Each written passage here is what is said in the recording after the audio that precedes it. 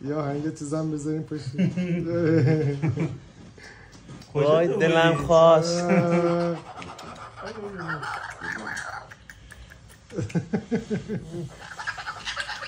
کجا تو کجا بودی؟ سوالی کرده زبون میکنه، زبون تو بده بهش، زبون کنیم هم دیگه.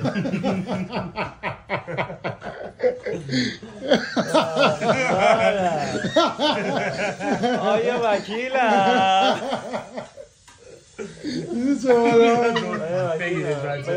من زبون نمیکنم. من زیراست میرم سر اصل قضیه دادا.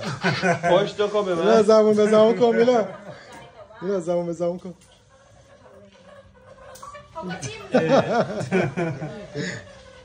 با همه رسیم که نکنی قرار شد فقط با اون اوکی باشی، فقط با یه نفر باشی، با همه باشی و سیستمتو به همه نشون بدی.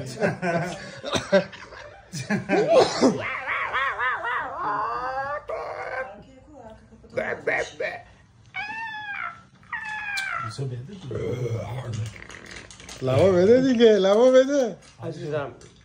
حالا که اینطور شد بیا. سری میخوام بگیره.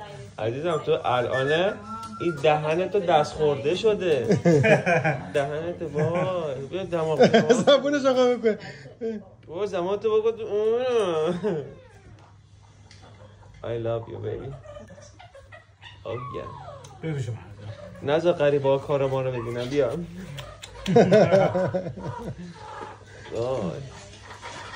وای بری دست بکنم رو موهاش بری.